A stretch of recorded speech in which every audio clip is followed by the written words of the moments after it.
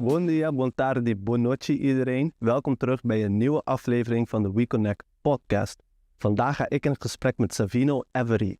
Savino is best geslaagde op het Radovus College op Curaçao, is inmiddels aviation student aan de Hogeschool van Amsterdam en volgt daarnaast ook een honors program. Met hem ga ik het hebben over succes, wat dat precies betekent, hoe dat voor Savino ontwikkelde tussen Curaçao en Nederland en al zijn belangrijke lessen die hij hier heeft geleerd. Nou Savino, welkom. Ik wil met jou eigenlijk terug naar augustus dit jaar, 2024. Toen was jij uitgenodigd bij het ontvangst van de Caribische studenten in Amsterdam. De gemeente organiseert dat elk jaar en dat wordt dan gehouden op het stadhuis. Alle nieuwe Caribische studenten mogen daar komen. En bij mij is er echt iets bijgebleven. In jouw speech zei je dat succes vooral een gevoel is. Succes is een feeling. Wanneer heb jij je voor het laatst eigenlijk succesvol gevoeld? Nou, real quick short story. Voor mij het grootste succes, grootste in de afgelopen paar weken, was op mijn verjaardag. Oh ja? Ik was recent jarig in oktober. En dan had ik het grootste feest van mijn leven georganiseerd. Gefeliciteerd, ten eerste alsnog. Oké, en dan heb je een groot feest gegeven en daar voel je je een beetje succesvol mee. Hoezo? Leg uit. Ja, voor mij was het een succes omdat ik een heleboel van de mensen waarvan ik echt hou en van mensen die heel belangrijk zijn in mijn leven, samen zijn gekomen om celebrate my life, to celebrate us as a community. Dus voor mij was die erkenning van, oh mijn god, er zijn al de verschillende werelden die ik heb aangeraakt in één kamer. That to me was a great success. En volgens mij gewoon überhaupt dat je een groot feest kan geven en het is een succes, dus iedereen vindt het leuk. Dat geeft ook wel een sense van, satisfaction, goed feest kunnen geven. Maar hoe was dat voor jou op Curaçao? Want ik noemde in de introductie al best geslaagde op Curaçao van het VWO, op het Radovus College. Hoe definieerde jij succes op Curaçao? Waar bestond succes uit voor jou op Curaçao? Curaçao was succes echt iets voor mij van school. Het is academic succes. Van hoe hoog je cijfers waren, hoeveel certificaten je had, hoeveel erkenning je kreeg met een titel. Dus voor mij was succes echt iets tangible. Het was zwart op wit eigenlijk. En waar kwam het precies vandaan? Was dat gestimuleerd vanuit de school? Had jij zelf dat idee ontwikkeld van als ik het maar goed doe op school is het succesvol? Waar komt die definitie van succes eigenlijk vandaan? Ik denk het komt een beetje uit mijn opvoeding.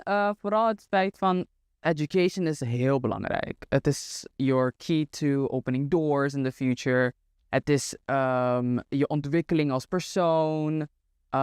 En vanuit die optiek denk ik dat succes heel gerelateerd was aan iemand die academisch ver is. Het was nogmaals een titel. Het was nogmaals een mastersdiploma, een PhD. Dat was voor mij altijd die instelling van you need to be educated, you need to go further, you need to go as far as you can in education. Dus ik werd dan ook opgevoed met het idee van that's how you be successful, by being educated, by being involved in academia. En is dat ook de reden waarom je best geslaagde bent geworden? En was dat dan ook echt een doel voor jou? Als best geslaagde werd het een doel van mij. Het was niet aan het begin een doel van mij. Voor mij was ik altijd nieuwsgierig. Ik was altijd een heel nieuwsgierige persoon en ik wil altijd gewoon meer weten. En toevallig, omdat ik echt zoveel effort deed om zoveel mogelijk te weten, kreeg ik hoge cijfers. En dan zeiden mensen, ga je voor best geslaagd? En dan like, actually, dat zou wel een leuke streven zijn. Dus in die zin is het van buitenaf gekomen van, best geslaagd is een option en iets om naar te streven. En ik dacht, ik ben al nieuwsgierig en I do like a little bit of competition. So in die zin stimuleerde het mij ook om meer te gaan studeren, om harder te gaan werken. Dus vandaar dat ik dan ook streefde naar best. Ja, ik hoor eigenlijk meteen al dat het ook een verwachting is vanuit je omgeving. Hè? Dat medestudenten zeggen, dat mensen van buitenaf zeggen van hey, je haalt wel echt hele goede cijfers. Is het waar je op wil mikken? Is het een doel van jou? In hoeverre heeft je omgeving dat ook wel een beetje gepusht? Dat succes echt de goal is en dat het hoge cijfers halen is? Ja.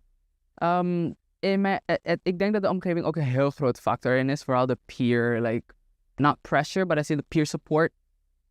Omdat zij maken eigenlijk die erkenning waard. Weet je, if you're smart, just to be smart, dan komt het af alsof you're bragging, you're too much, you need to calm down. But I never saw it as a bragging thing, and I tend to see it as a very humble thing that I don't brag about it a lot. Because I just want to share knowledge. En als mensen naar mij toetreden en dan zeggen, oh, je bent echt slim en je krijgt hoge cijfers. I trust you. I see the credibility in you. Dus ik heb een vraag voor jou. Dus in die zin dacht ik, oké, ik kan vanuit die functie als best geslaagde voor anderen iets betekenen. Dat die mensen dan die credibility in mij zien en dan ook dat ik dan die informatie verder kan geven aan mijn peers en mijn omgeving. Dus het gaat ook wel een beetje om erkenning. Erkenning aan de ene kant van de omgeving, die zegt, hey, jij bent succesvol omdat je goede cijfers haalt. Maar ook, want ja, jij vond het ook al wel fijn om meteen terug te geven. Jij vond het ook leuk om je studenten uit te kunnen leggen over de kennis die je had opgedaan. En hoe was dat vanuit huis uit? Dus vanuit je ouders. Ik kan me voorstellen dat een school heel erg pusht op haal goede cijfers. En dat de corrector zegt en je mentor van hey guys, denk er wel aan. Als je wil studeren, dan moet je goede cijfers halen. Hoe was dat vanuit huis uit voor jou? Ja. Vanuit huis uit was het altijd een soort van doe je best. En meer dan dat kan je niet doen. En mijn best was apparently extremely well according to academic standards. Dus in die zin pushten mijn ouders mij ook om mijn best te blijven doen en hoge cijfers te gaan en te streven voor alles wat ik kan uithalen eigenlijk uit mijn studie op Curaçao. Want kan het. I can do it. And in that sense, I definitely got that from my parents, that supportive feeling of, you're capable, we see that you're capable, so do it. So go for it. So believe in yourself and do that. Dus in die zin kreeg ik ook de push van mijn familie van, we know that you can do this, and we see that you can do this. You're getting these high grades. And we're not like helicopter parents on you. You're doing this on your own. That makes it even more impressive. So keep going on your own. Keep doing it. And if there's something, we got you. But you are going very strong ahead. Keep going. Dus het werd aangemoedigd vanuit huis uit, vanuit de school. Jij zelf vond het ook fijn om succesvol te zijn, goede cijfers te halen. Je kon je medestudenten ermee helpen. Zij erkennen dat ook in jou. Dan ben je best geslaagde Curaçao. Dan ga je studeren in Nederland. Hoe was jouw voorbereiding dan? Of hoe pakte jij dan het succes aan in Nederland? Hoe wilde je dat succes voortzetten? Ja, nou, toen ik in Nederland aankwam, had ik eigenlijk diezelfde mentality meegenomen van success is something academic. It is something that you do with tangible papers, with certificates, hoge cijfers. Dat is succes. En dat kunnen mensen dan ook. In Nederland realiseerde ik dan snel dat die versie van succes is very quick to falter. Oké, leg uit, want jij bent aviation gaan doen aan de Hogeschool van Amsterdam. Heb je in je studiekeuze ook nog gedacht aan wat is nou mijn route naar succes? Of welke studie moet ik doen om succesvol te worden? Want de meeste studenten, scholieren willen dokter worden, rechter worden. Op basis waarvan heb jij je studiekeuze gedaan? Ik heb mijn studiekeuze gedaan op basis van puur wat ik leuk vind. Oké, dus daarmee was succes toch niet echt een doel voor jou? Of had je nog niet in het oog? Het woord succes was iets wat ik heel weinig zelf gebruikte. Dus in mijn vocabulaire was succes nooit een criteria. Het was altijd een soort van een symptom of wat ik doe. Dus als ik ging kiezen, kies ik op waar was ik goed in en wat vind ik leuk. En als het een clash was tussen die twee, koos ik voor wat ik leuk vind. Dus voor mij was dan aviation dan meteen eigenlijk een very clear option. Because I love transportation, especially aviation. Dus ik vond mijn passie daar. En dan wou ik gewoon mezelf daarin ontwikkelen in de rest van mijn skills en talents. En hoe beviel die studie aan de hogeschool? Toch een nieuwe omgeving, Nederland. Kon jij makkelijk successen boeken, zoals je dat deed op de middelbare school, ook in je nieuwe studie?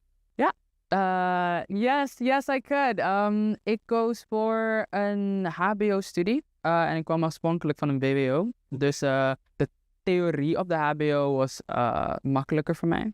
En in die zin had ik meer tijd dan de average student. Oké, dus eigenlijk had je het gevoel van ja, deze studie gaat me best wel makkelijk af. Ja, precies. Voelde je toen nog wel succesvol? Of dat je dus van, nou ja, zo wel makkelijk, kan ik bij mezelf nog wel op de schouderklopje geven? Of, ik denk aan het begin was het zeker een soort van, I need to do more. I need to do more, want de input dat ik kreeg op mijn environment was like, wow, you're doing great, you're doing fantastic. But I'm like, I'm not doing much. Like, I'm just I'm doing actually less. Dat is makkelijker dan wat ik had verwacht. Dus mijn expectation was up here. And what I felt like I was doing was like, okay, I'm not doing enough to achieve this expectation. Dus I need to do more. So I didn't feel necessarily successful or better said satisfied. I just felt like I can do more. I can do more. Dus naar de buitenwereld, ik denk met name naar Curaçao, ja, de messaging is, ja, ik haal gewoon goede cijfers. Dus you're doing real good. Maar ja, het zelf eigenlijk voel ik wil meer doen. Hoe zocht jij deze extra uitdagingen op? Wat heb je gedaan? Nou, als eerste ging ik natuurlijk kijken in de academische wereld. Wat kon ik meer doen naast mijn studie? Dus aan het begin deed ik ook een bachelor aan de UvA voor wiskunde. Oké, dus je deed eigenlijk dubbel bachelors. Ik deed dubbel bachelors. Daarmee was ik uiteindelijk gestopt omdat de roosters clashen. Dat was de main reason. Anders zou ik wel door zijn gegaan waarschijnlijk. Dus ik ben op zoek gegaan naar honorsprogramma's binnen de HVA. En ze hebben voor de eerstejaars, tweede, derde en vierde. Dus ik heb voor alle 4 jaren honorsprogramma's naast mijn studie gedaan. Dan ben ik in aanraking gekomen met alle faculteiten op de HVA. Heel veel opleidingen, verschillende disciplines. Dus ik heb een beetje van alles geleerd tijdens mijn studie. Dus je hebt gewoon eigenlijk de reguliere wat studenten doen gedaan en daarbovenop nog heel veel bij gezet. Ja. Ging je dat goed af? Kon je al die extra uitdagingen aan? Was die honger naar succes? Lukte je dat? Ging dat je ook goed af? Ja, aan het begin ging het me goed af. Ik had heel veel opgenomen eigenlijk op mijn plate. To the point where ik eigenlijk alleen bezig was met school. Daarnaast had ik ook een bijbaan. Werd ik actief bij Havanti. Werd ik actief bij een heleboel verenigingen. Dus aan het begin ging het goed. Oké, dus je had echt ook extracurriculaire activiteiten allemaal erbij gesprokkeld van ik wil mijn tijd maar gewoon vullen. Ik wil me zoveel mogelijk ontwikkelen. Oké, is dat nog ten koste gegaan van iets? Of? Ja, maar. Want ik was alleen gefocust op academisch succes. Ik was alleen gefocust op resultaten, papieren, tangible versions of success. En daardoor verlies ik blik op eigenlijk andere aspecten in mijn leven die ook bijdragen aan succes. En in mijn speech had ik het ook benoemd. 2 dingen waarbij ik voornamelijk last sight on was 1, my physical health. Eating properly, sleeping properly, taking care of myself. Lost sight on that, want ja, dat was niet prioriteit. En tweede was het ook friendships, relationships, thinking about the people around me. Dat was ook niet de prioriteit. I'm not gonna hang out with someone when I can study, you know. Like, the priority was different back then. En doordat verteerde eigenlijk al die andere aspecten van mijn leven. En ja. En wanneer begon dat? Begon het al in het eerste jaar? Heeft het zich lang aangehouden? Hoe lang ben je student geweest zonder alles eromheen? Eigenlijk ben ik heel lang student geweest zonder alles eromheen, om heel eerlijk te zijn. Ik denk zeker tot het 3e jaar was ik een beetje all over the place. In mijn eerste jaar was ik chaotically trying to establish myself in Nederland en vooral in Amsterdam. Daarna in mijn 2e jaar werd het een beetje chaos in terms of my physical health en my mental health. En dan in mijn 3e jaar had ik ook een soort van, okay, but where do I find my community? Where do I find my people? Dus het was heel veel zoeken, heel veel reflecting on, okay, well, how can I improve these things in my life? Dus, Walk me through it. Dan ben je in je eerste jaar. Je wil dan hele goede cijfers halen. Dat lukt je. Je gaat er nog dingen bij doen. Wat ging er in het eerste jaar? Wat is de les die je in het eerste jaar haalde uit toch wel zoveel op je bordje te nemen? In mijn eerste jaar die ik lesje had geleerd is dat ik kan het. Maar is niet the only thing in life when it comes to success. Okay. Definitely there are more versions of success than I thought. Dus en dat is denk ik ook het verschil tussen mijn mindset op Curaçao en toen ik hier kwam in Nederland. Dat het breed uit van hoeveel dimensies succes eigenlijk heeft. Niet alleen academisch, maar physical health is also a success. Having a physique in terms of being athletic, being able to like keep up with everything that's going on in your life, dat is ook a success. Having the mental stability to push through stress, having the mental stability to think things through, dat is ook een succes. That there are multiple ways to define success. That was the biggest lesson I think I learned in the past few years when it comes to my relationship with that word.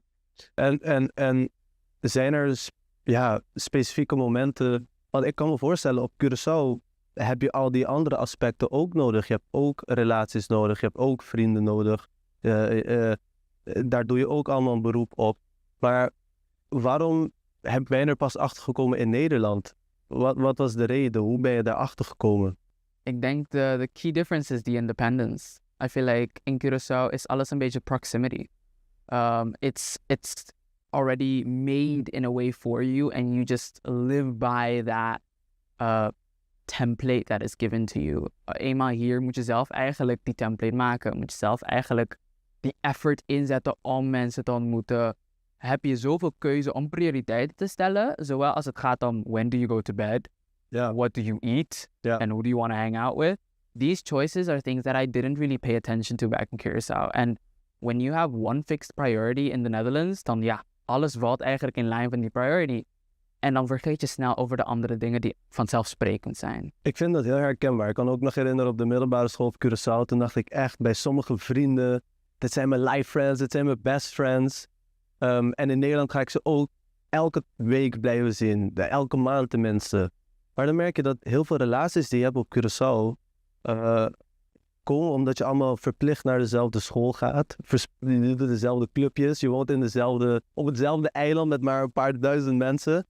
Maar dat je hier in Nederland inderdaad, het kost echt een actieve input om relaties te onderhouden. Het kost echt een actieve input om je gelukkig te voelen op andere aspecten. Vind je dan niet dat er op de eilanden eigenlijk te weinig stilgestaan wordt bij de andere successen die je ook moet boeken in het leven? Dat inderdaad je succes in Nederland niet alleen afhangt van je studie, maar inderdaad ook je vrienden. Dat kost ook ineens extra energie, extra dingen.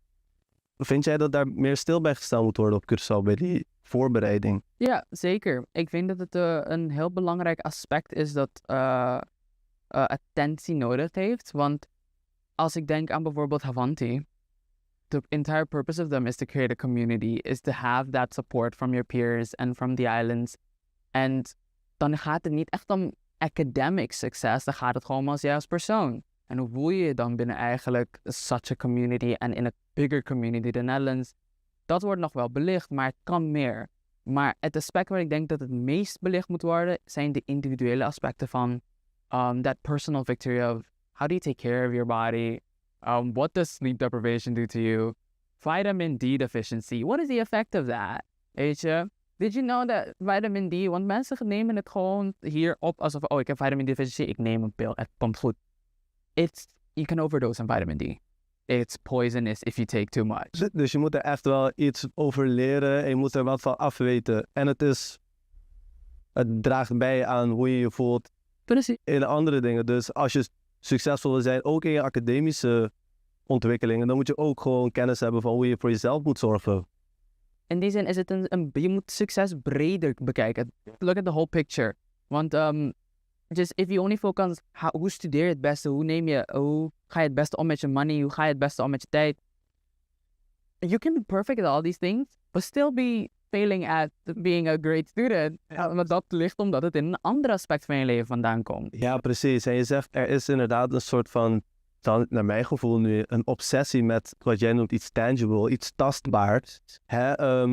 Naar je ouders, naar je middelbare school zeg je, het gaat goed, ik heb een 8. Ja. Ik heb 2 maanden gestudeerd, je hoort niks van mij, maar op het eind heb ik een 8, dus het zal wel goed gaan met die persoon.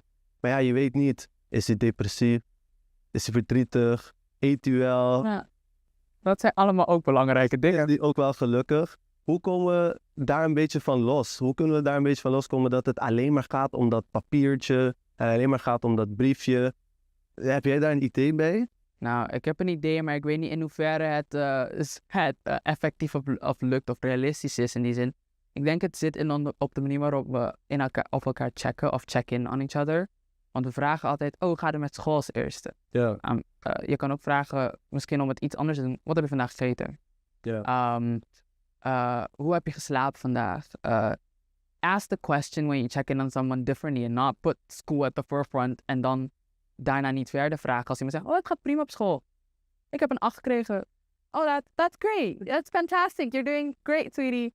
That's it. En in plaats van doorvragen of iets anders vragen dat niet echt gerelateerd is aan dat tangible aspect. Het is iets dat niet per se quantifiable is van, en hoe was het eten vandaag? Dus en dan vraag je meer over hoe voelt iemand iets en hoe was die ervaring. You're switching the perspective more to an experience. En dan komt iemand sneller, denk ik, in aanraking met hoe zij voelen en ook die gevoelens dan communiceren met iemand anders. Dus het is, denk ik, het begint met checking in on each other and then asking the right questions when we check in on each other. En doe jij dat dus nu ook als jij je vrienden belt, dat je echt specifiek andere vragen stelt? Ja, ik vraag vaak hoe gaat het met je, maar dan ook vraag ik om random things around it. Want, dus wat heb je vandaag gedaan? Wat ben je nu aan het doen? Dat vraag ik denk ik het meest. Wat ben je nu aan het doen? Want dat geeft me al een idee van, oké, what is current status? Waar bevind je je? Ja, precies. Wat ben je aan het doen? What are you doing? What are you up to? En iemand zegt, ik ben aan het koken. Oh, oké, wat ben je aan het koken? Nice. En in die zin breek ik een soort van die van meteen diep van, how are you doing? Want dat vraag vind ik ook een beetje van, chill bro. That's a bit confronting. Dus ik denk het is gewoon opwarmen en genuinely being interested in more aspect of somebody's life. Want als je alleen vraagt naar dat schoolsucces en de rest is dat komt wel dan. Precies, en volgens mij zit het er ook in dat het iets is wat je toch wel dag in, dag uit moet kunnen laten zien. Kijk, als je het weer reduceert tot alleen maar het papiertje of de cijfer aan het eind van de periode, dan kan je 2 weken je slecht hebben gevoeld, misschien niet hebben gepresteerd, niet naar de colleges zijn gegaan. Maar is die persoon dan nog wel succesvol? Als je maar in pieken presteert. Misschien is het veel overtuigender, veel beter als je gewoon echt dag in, dag uit op alle facetten gewoon echt je successen kan behalen. Ik vind dat wel interessant. Hoe zie jij succes nu voor je? Want je komt uit Curaçao, waarbij toch wel vanuit je omgeving en toch ook wel vanuit jezelf academisch succes heel belangrijk was. Dat staat toch wel aan jouw punt van wat succes betekent. Onderweg in Nederland ben je daar toch een beetje in gaan shaken. Vond je met successen niet alleen academische vaardigheden, academische successen. Het zijn ook andere aspecten van het leven. Hoe ziet jouw succeshierarchie er nu uit, going forward? Ja, want als ik een really brief summary ga geven, is het soort van aan het begin in Curaçao, als ik very narrow-minded, this is success academic. In Nederland was het opeens, ik heb een heleboel versies van succes. En nu zit ik in de mindset van, now I can build my own pyramid. Now I can prioritize my own versions of success, knowing all the things that I know now. En mijn hiërarchie is nu consciously built. Ik heb gekozen om academisch nu voor mij op de voorgrond te zetten, want that's the phase I am in my life right now. I'm a student. I'm trying to perform academically so I can get the master's degree, a job, because that's what I want. It's not anymore what environment tells me that I'm good at, or what the environment tells me that, hey, did you think about this? It's more that I thought about it and now I'm choosing to do this. En met die keuze is er meer een soort van, it's in my control. Dat ik dan, ik heb ervoor gekozen om me op te zetten, maar ik kan ook kiezen om het te veranderen. Yeah. It's my choice to put the priority when I think it serves me. Dus in die zin heb ik academic as the forefront, but ben ik wel bewust van al die andere building blocks that form my success. En succes is ook niet iets zo groot nu in mijn hoofd. Because we always think of that next big thing, that next big report, that next assignment. Succes is iets heel kleins ook voor mij nu. Oh, I got out of bed. I made my bed. Het is een koude winterdag en ik ben er op uitgekomen. Ja. I made food even though I was tired after my 9-to-5 school day. Dat voor mij is ook een succes. En succes is nu ook miniature. En in die zin heb ik multiple degrees of succes nu ook in mijn leven. En kan je dus ook succesvol voelen als je in een ander departement weer eventjes tegen zit of minder zit. Precies. En wat heeft nu echt ten opzichte van Curaçao, ten opzichte van een paar jaar geleden of een jaar geleden, echt een belangrijke positie gekregen in jouw hiërarchie van succes? Wat wil jij nu echt prioritizen, waarin jij je ook succesvol kan voelen? Yeah, the main priority for me is definitely like mental health and getting a support system, better said. Ik vind mental health is iets dat heel weinig wordt over gesproken. En vooral als het gaat om de Caribische student die altijd in een grijsgebied belandt, eigenlijk van in between communities, in between worlds, like, and the impact on that and how influential that is on somebody's like success in general. Dat vind ik de start point. Het begint bij jou en je moet je goed voelen in je eigen lichaam, in je eigen life, voordat je überhaupt goed kan voelen in een community en al die andere aspecten. Dus voor mij nu is de focus really on like mental health and making sure that I feel good and comfortable and confident in the person that I am, and that then I can translate that into what I do and the people I meet. Dus voor mij is nu echt een beetje internalizing, want zoals ik zei, success has always been something external to me. Ja, altijd iets tastbaar, altijd iets wat je moest vinden, wat je moest kunnen laten zien. Wat mensen van buitenaf eigenlijk ook een beetje verwachten van jou. Maar nu is het iets internal geworden. Ja, nu ben ik bezig met het proces van internalizing. I wouldn't say it's something that it's fully internal. Daar ben ik nog in de proces. Oh ja, regardless of anything, jij zweeft gewoon door het bestaan heen als succesvolle persoon. Precies, dus in die zin, it's still a work in progress. But I know that that's the goal now. I want to internalize that success to me. I want to feel and feel like I can say I am successful and mean it and be confident in that sentence and not have this feeling that, oh, I have to justify it. I have to prove it. I have to show you a certificate to tell you, but why do you think you're successful? And even if I show you a certificate and you tell me that's not good enough, then I'm like, you don't know my story. Yeah. You don't know the full picture. You only know one aspect of my life. And that does not define who I am, nor what I call a success. This, I want to be able to move through the world knowing what success means to me and influencing people along the way, but more importantly, not having people influence me. Definitely. Ik heb dan nog een laatste vraag een beetje. Want als ik nu kijk naar de voorlichtingen en de voorbereidingen die de middelbare scholen op de eilanden toch wel aanreiken voor de studenten in Nederland hier, als ze naar Nederland verhuizen, is het toch nog wel erg gefocust op het academische succes. Aan welke aspecten zou meer aandacht besteed moeten worden om ook aan te pakken als succes behalen in Nederland voor de Caribische student? Ik denk het makkelijkste workshop dat sowieso meteen geïmplementeerd kan worden is een physical health workshop. Getting to know your body and what the influences are in terms of weather here, in terms of vitamin D deficiency, like all these influences on your physical health. Dat vind ik needs to be highlighted more. En ook een beetje dan basiszorgverzekering. What does that mean? GP, all these things. Want ja, ik heb nog nooit denk ik een workshop over verzekeringen. Ik kreeg nooit een workshop daarover. Maar dat is buiten eigenlijk nog steeds gezicht van it's important to get to know what the influences are on your physical health once you're in the Netherlands. Niet alleen dat er weer koud is hier en regen. Maar what does that mean for you as an individual, weet je? Ja, en dus ook een beetje als je fysiek goed bent, als je fysiek succesvol bent, dan vertaalt dat ook in je academische successen, andere successen. Wat kan je eten hier? Wat kan je slaappatroon? En zulke aspecten van physical health need to be highlighted more. And the information is out there, I think. So I think you can easily put that in a workshop and make it accessible to people. Hey, I'll write that down. So. Hey, om deze aflevering af te sluiten, gaan we ons reactie geven op een stelling, de maandelijkse stelling. Hier een potje vol. Of jij die er even uit wilt trekken en wil oplezen. Pak ik maar, denk. Kate. Exciting. Oké. Caribische studenten vinden academisch succes te belangrijk. Wat vind jij daarover? Is dat waar of niet? Het is waar. Ja? Keyword te belangrijk.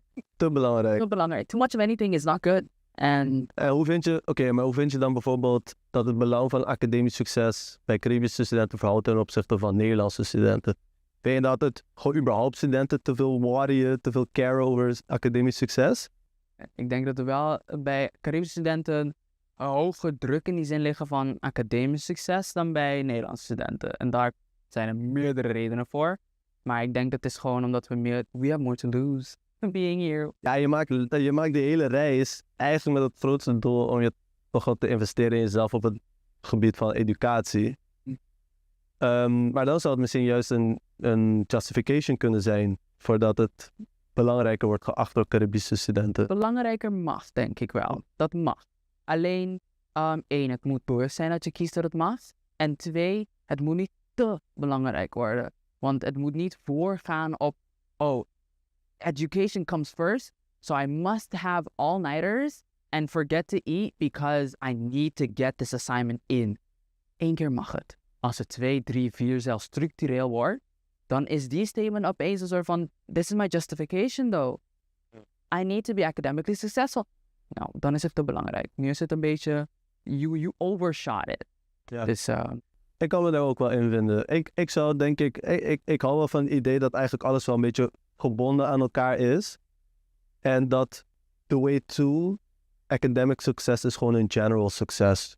Want ik denk oprecht dat als je geen fijne sociale kringen hebt, je beweegt niet, je leeft ongezonde levensstijl, uiteindelijk zal dat ook wel ten koste gaan van je academische succes. Dus ja, ik sluit me daar helemaal bij aan. Iets te veel nadruk op het academische, hadden we dat even een beetje verspreiden over de rest. maar ik moet wel als laatste denk ik toegeven dat success is something very personal. I feel like to each person they decide what success or what is at the forefront of their success. Voor de ene is het family. They could care less if they have a diploma or not. Precies. Maar als hun kinderen opgevoed worden en have all the means that they want, that is successful to them. Voor mij is het een academische wereld en like diploma's. Voor een ieder is het their physical fysiek. Dat is ook succes voor een ander. Dus I feel like it's a very personal thing that people define for themselves. But it is a choice they make for themselves. Dankjewel, Savino. Nou, Savino en ik hebben het gehad over succes. Zijn blikken daarop, hoe hij dat heeft ervaren op Curaçao en hoe dat veranderde met zijn reis naar Nederland. Savino zegt, academisch succes is te veel een focus. Nee, je moet het echt meer zien als een samenkomen van dingen. Je moet je elke dag succesvol kunnen voelen. En succes bestaat uit meerdere dingen. Relaties, vrienden, fysiek succes. En daarmee eindigde Savino ook nog met dat succes voor iedereen anders is. Iedereen kan een eigen betekenis hebben van succes en dat dat ook super belangrijk is.